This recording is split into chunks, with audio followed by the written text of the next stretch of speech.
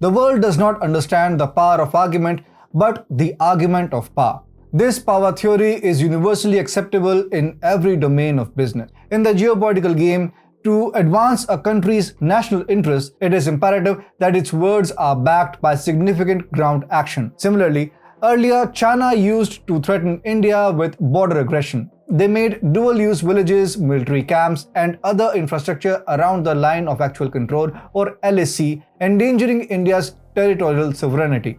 But after India's disproportionate counteraction in both Doklam as well as in Galwan, China realized the argument of power.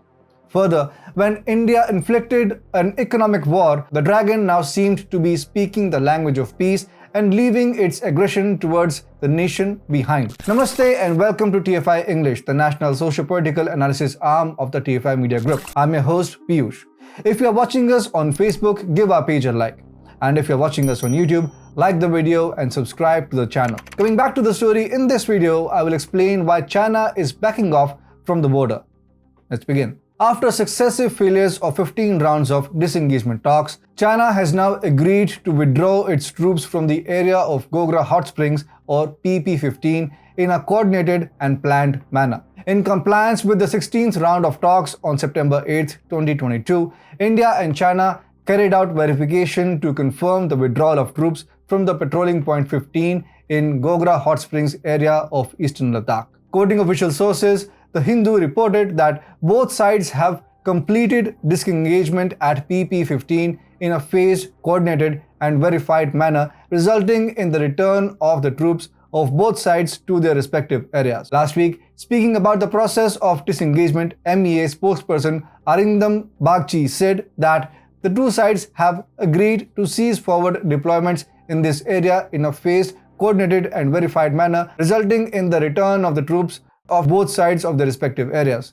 It has been agreed that all temporary structures and other allied infrastructure created in the area by both the sides will be dismantled and mutually verified. The landforms in the area will be restored to the pre-standoff period by both sides, strictly observed and respected by both sides, and that there will be no unilateral change in status quo. The sudden consensus of disengagement by China is the result of India's firm stand on the issue. Without backing an inch from the ground, India launched both economic as well as military strikes on China. To counter the Chinese aggression, India recently deployed its state-of-the-art military hardware along the LAC. In its military buildup, India deployed Apache attack helicopters, Chinook weightlifting helicopters, Rafale combat jets, and advanced versions of Switch tactical drones and light tanks for high-altitude areas of Ladakh and airborne early warning and control or AWACS systems. India also started deploying the recently procured S-400 Triumph surface-to-air missile defense systems along the Chinese border. The capabilities of S-400 to detect and destroy hostile fighters, strategic bombers, missiles, and drones at long range will deter the Chinese provocation. Moreover, India has finally completed the encirclement of China with the strategic cooperation of Mongolia, Japan, and ASEAN countries. Other than military deterrence, India also launched an economic war on China. The decision was taken after China's constant aggression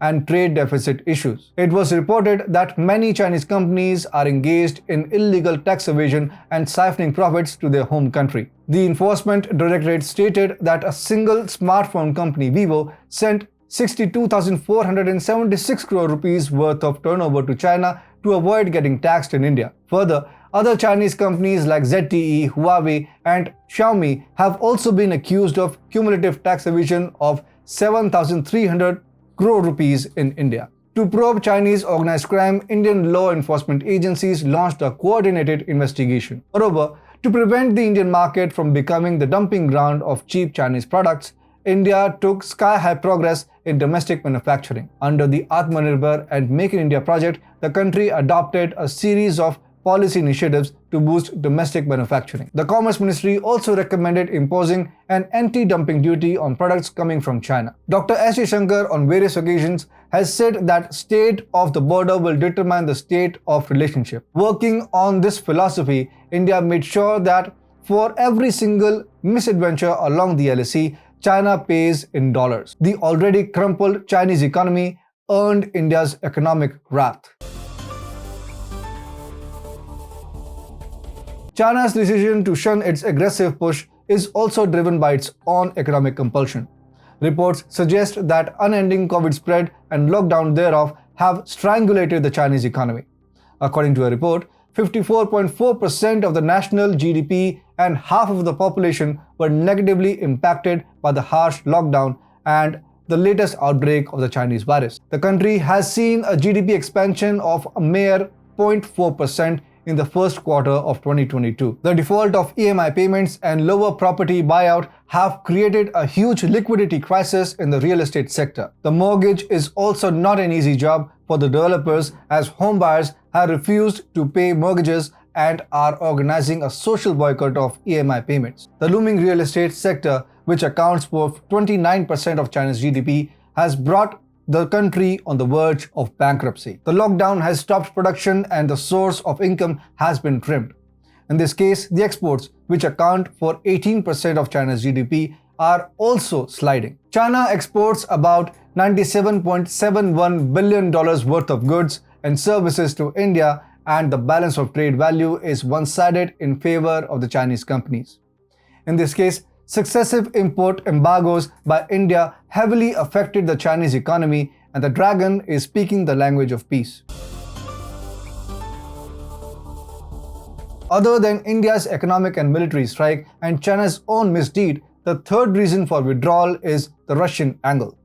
In a fight against West, Russia and China both need India's help. As Russia is single-handedly fighting with the whole of Europe and America in Ukraine, it is imperative that they get India's help. To get help of India, Russia must bring China in terms of a civilized country. It's not a zero-sum game that my gain is your loss and your loss is my gain.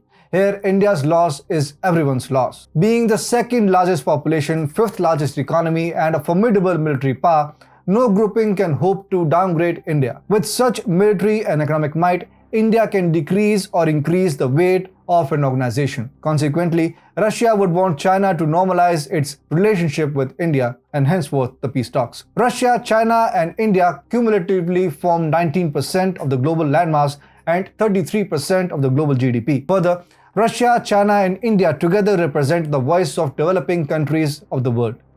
To counter the West, it is important that Russia, China, and India stay together. Further, until and unless India and China are not coming together, Asian century is never going to come. Considering these various economic, social, political, security, and international conditions, China has finally agreed to disengage from the military standoff. It is the final result of India's military and economic strength that China is speaking the language of peace. Once former President Dr. APJ Abdul Kalam had said that India must stand up to the world. Unless India stands up to the world, no one will respect us. Only strength respects strength. It is the strength of India that has bent the Chinese arrogance.